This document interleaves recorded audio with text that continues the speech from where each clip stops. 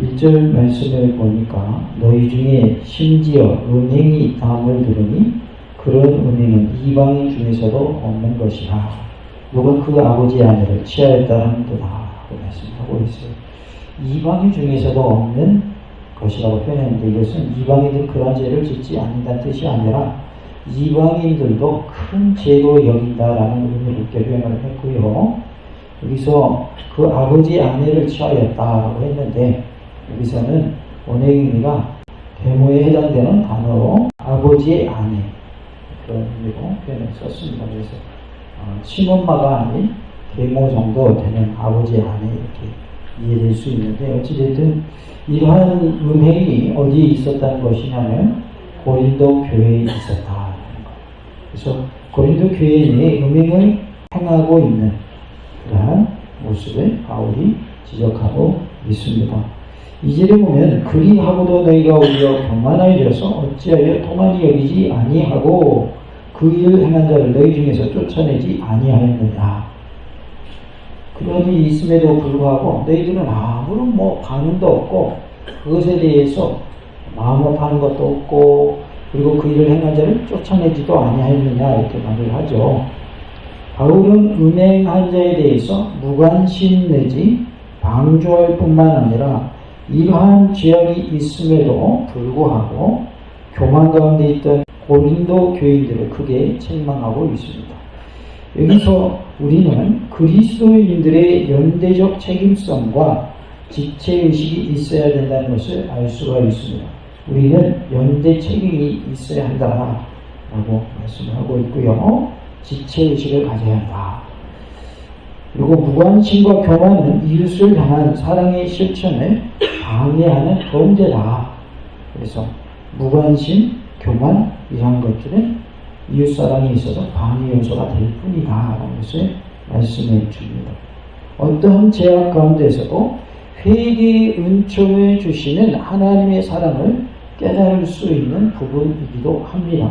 음행의 죄도 회개하면 어떻게 된다는 거예요? 용서받는다 하는 것이. 심지어 살인죄도 회개하면 용서받는다. 이것을 알 수 있는, 하나님의 사랑을 알 수 있는 말씀이기도 합니다. 그러나 하나님의 사랑은 죄가 그대로 있는데도 하나님의 사랑이 주어지는 것이 아니라 뭐 할 때 하나님이 사랑으로 우리를 대하신다는 거예요? 회개할 때.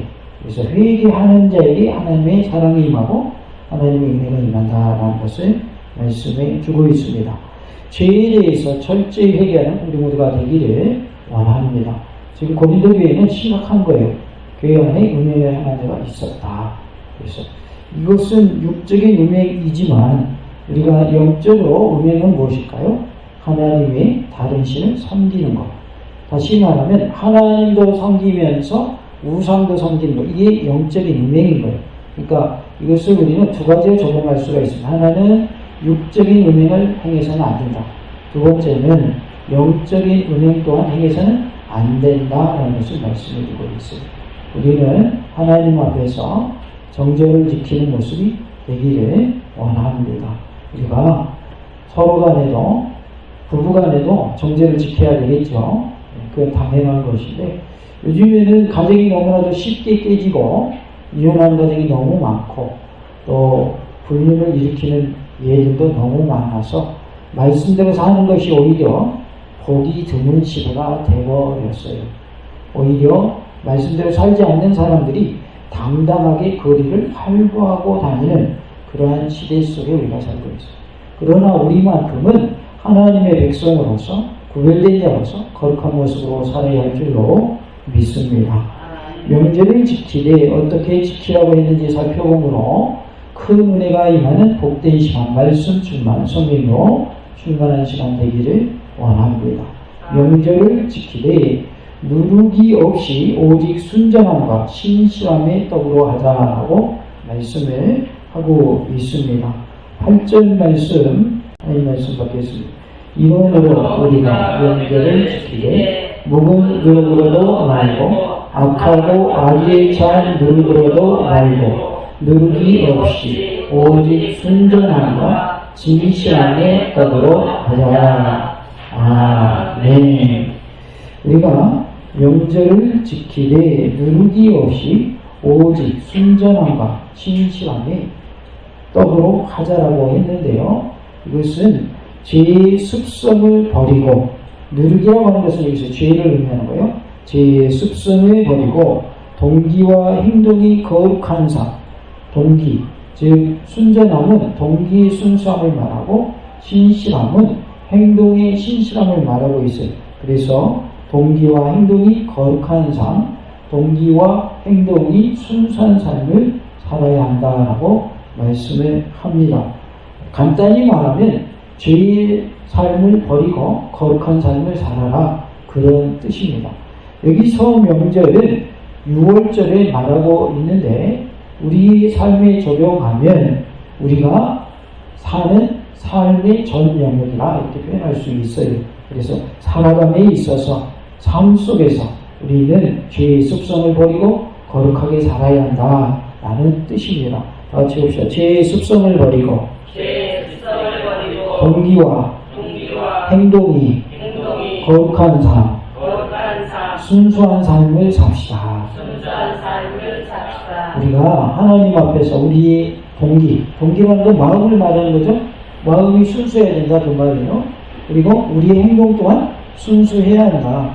여기서 순수하다는 표현은 거룩하다라는 말로 대신할 수 있습니다. 거룩이라는 말은 구별된다는 뜻이죠. 우리는 이미 예수를 믿고 있기 때문에 세상 사람과 구별된 자인 줄로 믿습니다. 그래서 세상 사람과 구별된 자로서 우리의 동기, 우리의 마음이 순수해야 한다. 우리의 행동 또한 순수해야 한다. 때 묻은 것이 없어야 하고 거룩한 모습이 되어야 한다라고 말씀하고 있습니다. 8절에 이러므로 우리가 명절을 지키되 묵은 누룩으로도 말고 악하고 악이 찬 누룩으로도 말고 누룩이 없이 오직 순전함과 진실함의 떡으로 하자라고 말씀을 하고 있습니다.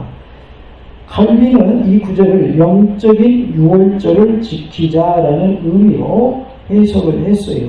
그러니까 이스라엘 백성들에게는 첫 번째 유월절이 출애굽한 때에 있었죠. 그런데 그 후로도 계속해서 유월절을 기념하여 지키라고 말씀을 하죠. 우리에게는 영적인 유월절로 지키는 모습이 되어야 한다라고 말씀하고 있는 것입니다. 왜냐하면 당시 그리스도인들은 이미 새로운 유월절의 개념을 알고 있었기 때문입니다. 그들은 잡히시기 전날 밤에 만찬에서 떡을 떼시고 포도주를 나누신 것이 무엇을 의미하는지 알고 있었습니다. 그리스도 예수의 몸과 피를 먹고 마시고 하는 것은 무엇인가? 그것을 그들이 알고 있었다라는 것이죠. 그리스도 예수의 몸과 피를 먹고 마시는 자는 다시 범죄할 수 없는 것과 같이 새로운 명절에 참여한 자들은 옛 습관에 제약된 누룩을 가지고 새 덩어리에 참여할 수 없는 것이죠. 따라서 이제 새 명절을 지키고자 하는 자들에게 필요한 것은 누룩이 아니라 순전함과 진실함이라는 그리스도인의 삶의 특징적인 생활인 것입니다. 그래서 순전함과 진실함의 모습이 되어야 한다라고 말씀을 합니다. 순전함은 동기의 순수함을 나타내고 진실함은 행동의 순수함을 나타냅니다. 새로운 명절은 더 이상 종교적 의식과 시간과 장소에 구애받지 않습니다. 장소에도 시간에도 구애받지 않는 것이 새로운 명절인데요. 누룩 없는 새 명절은 모든 삶의 영역에서 거룩한 삶으로 드려져야 할 성도의 순결한 삶을 의미하고 있습니다. 우리가 성도로서 순결한 모습, 순수한 모습, 진실한 모습, 거룩한 모습이 되어야 할 줄로 믿습니다. 로마서 12장 1절에 그러므로 형제들아 내가 하나님의 모든 자비하심으로 너희를 권하노니 너희 몸을 하나님이 기뻐하신 거룩한 산 제물로 드리라. 이는 너희가 드릴 영적 예배이라라고 말씀을 합니다. 다 같이 해봅시다. 너희 몸을 하나님이 기뻐하시는 거룩한 산 제물로 드리라. 제물로 드리라. 우리의 몸을 하나님이 기뻐하시는 산 제물로 드리기를 원합니다. 아멘. 그러므로 바울은 묵은 누룩과 악하고 악이 찬 누룩을 버려야 할 것을 권고하고 있습니다.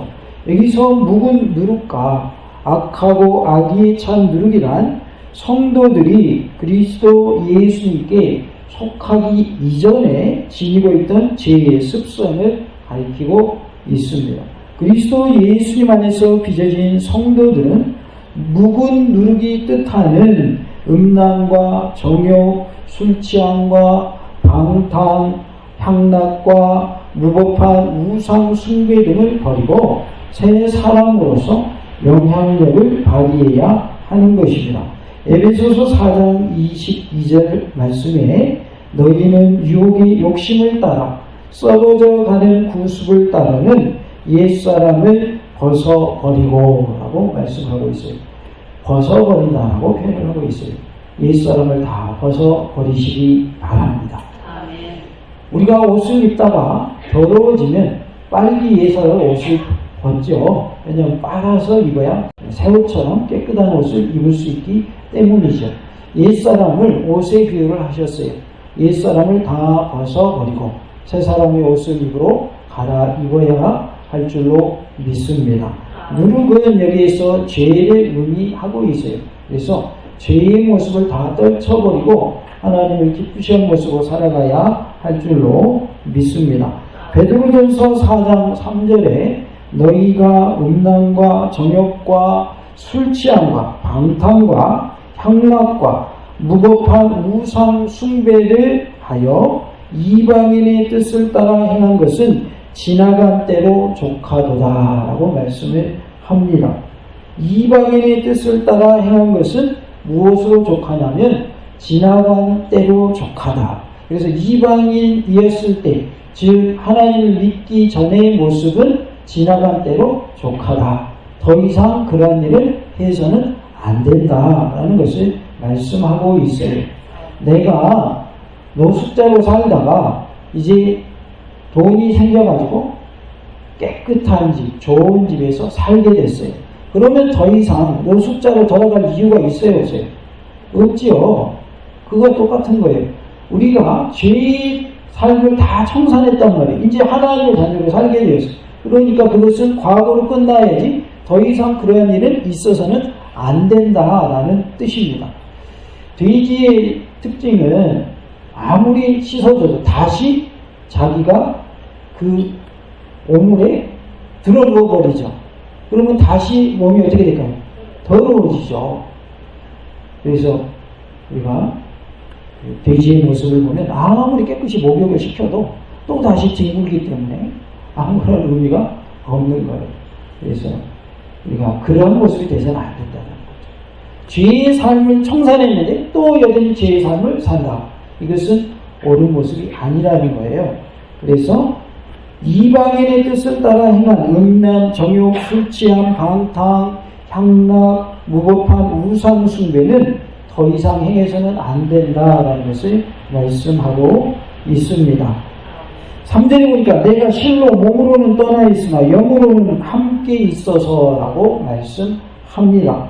떠나 있다라는 표현은 그 의미가 매우 선명한데요. 그는 지금 고린도 지방을 떠나서 제3차 전도 여행 중에 있기 때문입니다. 그리고 함께 있다라는 말은 곁에 있다, 가까이 있다 또는 왔다라는 뜻을 가지고 있는데 함께 있다는 말은 공관복음서도에서 왔다라는 의미로 사용되었습니다. 누가복음 11장 6절에서는 왔다라는 의미로 사용되었고 사도행전 17장 6절에서는 이르렀다라는 의미로 표현이 되었고 본문 3절에서는 몸이 떨어져 있는 것과는 대조적으로 영은 그들과 함께 있다라는 의미로 사용되었습니다. 골로새서 2장 5절에도 이러한 의미로 쓰였어요. 한편 영이라고 하는 말은 바울에게 있어서 주로 하나님의 영이라는 의미로 사용되었는데요. 여기에서는 바울 자신의 영을 가리키는 것으로서 마음과 동일한 의미로 사용되었습니다. 그래서 몸은 떨어져 있지만 마음으로는 가까이 있다, 함께 있다라는 이러한 의미로 사용된 것을 보게 됩니다. 멀리 떨어져 있는 교회와 영으로 곧 마음으로 함께 있음을 의미하고 있습니다. 우리는 영으로 함께하는 자가 되기를 원합니다. 꼭 멀리 떨어져 있을지라도 우리 교회를 위하여 계속해서 기도해주고 또 관심을 갖고, 이것이 바로 마음으로는 함께하는 모습, 마음으로는 우리가 떨어져 있지 않는 그러한 모습이 되는 것이죠. 그래서 바울이 이렇게 마음으로는 내가 너희와 함께 있다라는 표현을 사용하고 있는 것입니다. 아울러 3절의 심각성을 생각할 때에 바울이 영으로 그들과 함께하여서 문제를 해결하기를 바란다는 심정이 강하게 암시되어 있어요. 내가 지금 몸은 떨어져 있다. 제 3차 전도여행 중에 있는데 그러나 마음은 너희와 함께 있어.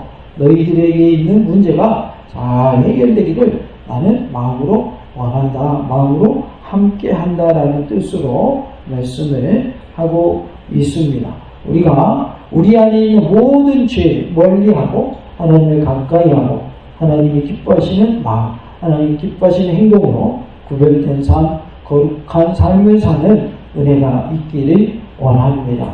여기 고린도교회는 음행이라고 하는 아주 큰 죄악의 모습이 있지만 우리 안에 어떠한 죄가 있든지 그것도 죄거든요. 그래서 우리 안에 있는 모든 죄들을 다 떨쳐버리고 하나님이 기뻐하시는 구별된 삶, 거룩한 삶이 될 수 있기를 간절히 원합니다.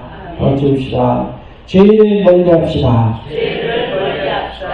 죄를 멀리하고 하나님을 가까이 하는 삶이 되시기 바랍니다. 우리 여전대회가 헌신을 다짐하면서 하나님의 원하신 모습으로 살기 위하여 몸부림치는 은혜가 있기를 원합니다. 하나님이 도와주시사 하나님의 은혜 가운데 우리 모두가 순전함과 진실함의 삶을 살아가는 놀라운 은혜가 있기를 원합니다.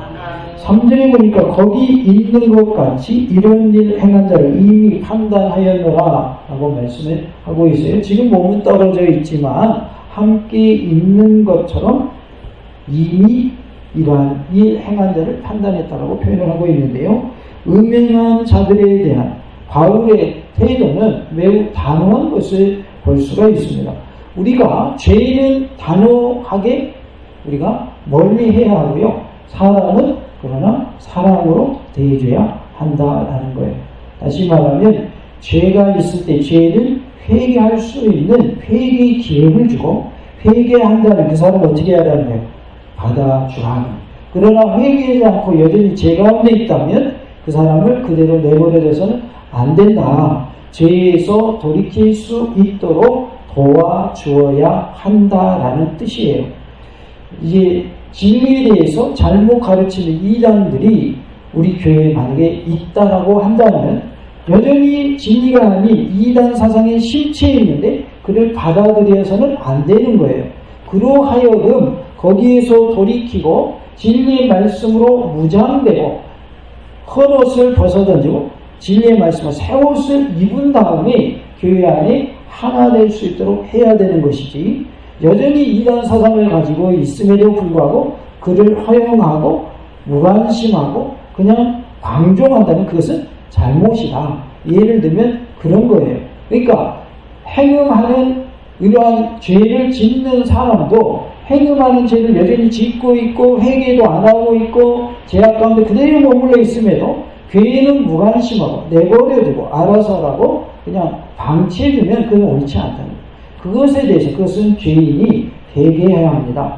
회개하고 돌이키세요라고 이렇게 해주어야 된다는 거예요. 그래서 그 죄 가운데서 빠져나오게 해야 한다는 거예요. 사실인지 아닌지 모르지만 한 CCM 사역자가 교회에서 뜨겁게 찬양을 하는데 그 집회가 끝나면 엉뚱한 짓을 한다고 그래요. 오늘 나오는 행음을 한다는 거예요. 행음을. 율랑역 불러다가 사역해가지고 사역한 그 돈을 가지고 율랑역하고 즐긴다는 거예요. 이게 참 사실인지 아닌지 모르겠지만 사실이 아니면 참 좋겠습니다.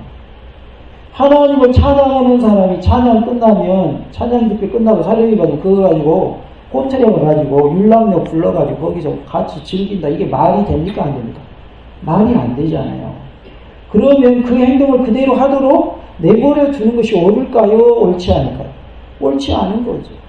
회개하라라고 해야 한다는 것이죠. 가만히 내버려 두면 옳지 않은 것이죠. 회개하고 그 일을 끊고 하나님만 찬양하도록 해야 맞는 거죠. 그런데 여전히 똑같이 행동하고 교회에서는 찬양 뜨겁게 하고 찬양 끝나면 또 엉뚱한 짓 하고 행음하고 이거는 정말 잘못된 거라는 거죠. 잘못된 것이죠. 교회 요즘에는 7이라고 하는 것이 없어져 버렸어요. 거의 7이라는 것이 없습니다. 그리고 마음에 안 들면 교회 옮기면 됩니다. 요즘 보통 그런 식으로 행동을 합니다. 그러니까 이 교회에서 7일 하면 저 교회에서 받아주면 그냥 거기서 그냥 아무렇지도 않게 신앙생활을 그러한 시대가 돼버렸어요. 그런데 하나님이 보실 때 어떻게 그것을 여기시는가, 어떻게 하나님이 받아들이시는가, 이게 참 중요하거든요. 사람과의 관계에 있어서는 아무렇지 않을 수 있을지 모르지만 하나님이 판단하실 때에 그것을 어떻게 판단하시느냐, 이거는 엄청난 문제거든요. 대단히 중요한 문제거든요. 그래서 우리는 하나님 앞에서 거룩한 두려움을 가지고 살아야 돼요. 무슨 두려움? 거룩한 두려움. 다 같이 하나님 앞에서 거룩한 두려움으로 삽시다. 하나님을 두려워하는 믿음이 있어야 돼요. 여기서 두려워하는 건 단순히 무서워가지고 벌벌 떠는 그런 두려움이 아니라 하나님 앞에서 바로 살고자 힘쓰고 애쓰는 두렵고 떠는 마음을 말하는 거예요. 그냥 벌벌 떠는 두려움하고 하나님 앞에서 말씀대로 살려고 조심하는 두려움하고 같아야 틀려요. 그건 틀린 거예요. 전혀 다른 얘기예요. 두려워서 벌벌 떠는 건 공포스러운 걸 말하는 공포. 막 두려워가지고 어찌할지 모르고. 그런데 거룩한 두려움 그런 뜻이 아니란 말이에요. 하나님의 말씀대로 내가 살고 있는가 자신을 살펴보고 내가 혹이라도 잘못한 것이 있다면 즉시 회개하고 돌이키고 이걸 거룩한 두려움이라고 하는 거예요. 그런데 요즘 사람들은 간이 다 튀어나와서 살고 있어요. 이렇게 보면은 다 간이 나와 있어. 자기 간을 보면서 다녀. 하나님이 두렵지 않다던데. 하나님이 두렵지 않다. 예수를 믿는 사람이라면 그 사람이 누구든지 간에 그 사람이 목사님이 됐든지 장로님이 됐든지 권사님이 됐든지 일반 성도가 됐든지 아니면 청년이든지 어린아이든지 구분 필요 없어요. 하나님 앞에서 거룩한 두려움이 필요한 거예요.